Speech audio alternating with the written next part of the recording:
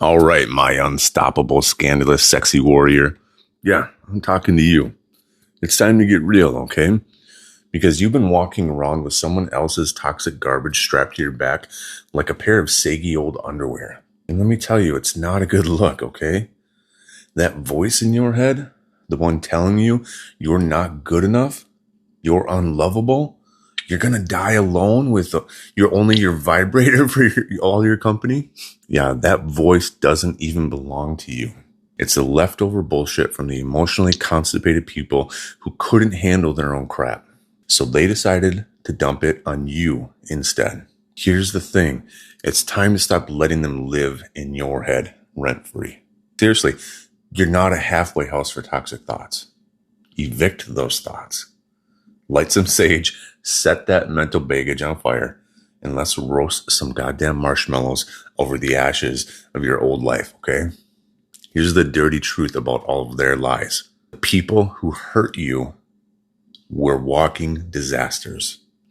They used love like a blunt weapon and kindness like a bait in a trap. They weren't interested in building you up, okay? All they wanted to do was knock you down and then stand on top of your self-esteem like it was a freaking victory podium. But guess what? That wasn't about you. That was about them. Every cruel word, every manipulative move, every time they made you feel smaller than a shrimp in a thong, it wasn't because you weren't enough. It was because they were terrified that you might realize that you're a damn superstar and leave their sorry ass in the dust. So what did they do instead? They twisted the knife. They made you doubt yourself.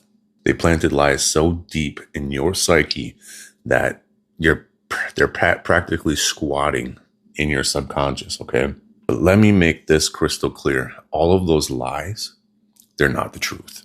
You're not too much. You are not unworthy. And you sure as hell are not broken. You're a masterpiece in progress, baby, and it's time to start acting like it. Listen, your survival skills, they were sexy, but now they're just stale.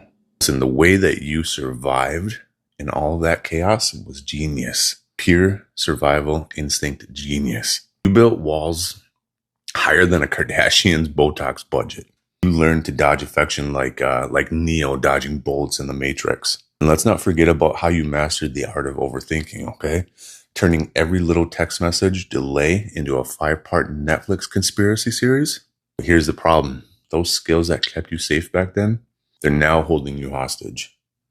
They're like that clingy ex who just shows up uninvited and refuses to leave.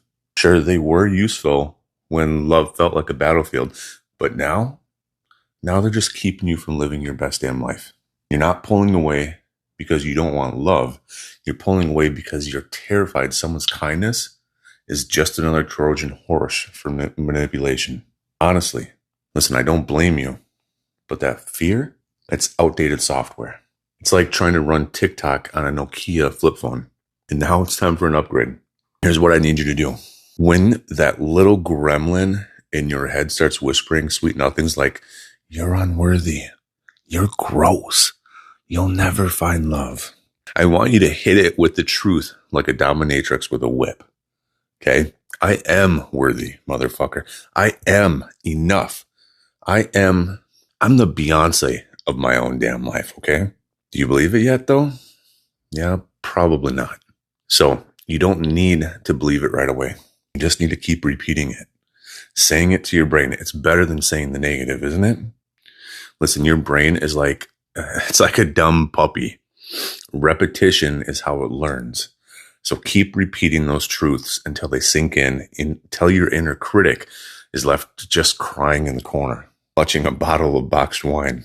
Listen, building confidence takes time, but it's not something you wait for. Confidence is built. And no, it's not built by waiting for someone else to validate you. It's built by showing the hell up for yourself. Yeah. One small step at a time. One small win at a time. Start with something small. Maybe it's going for a walk, turning down an invitation to your third cousin's baby shower, or finally tackling the laundry that's been threatening to become sentient. Every time you keep a promise to yourself, you're proving that you can be trusted. And trust, that's the foundation of confidence. Before you know it, you'll be strutting through life like you've got a standing ovation after a striptease. Okay. Trusting others again without losing your mind, that's something that we need to address like an elephant in a room. Trusting other people. Not everyone is a red flag. Okay. There are actually good people out there. People who won't weaponize love or turn your vulnerability into a punching bag. Start small, okay? Look for the little things. A stranger holding the door for you. A friend who texts you back.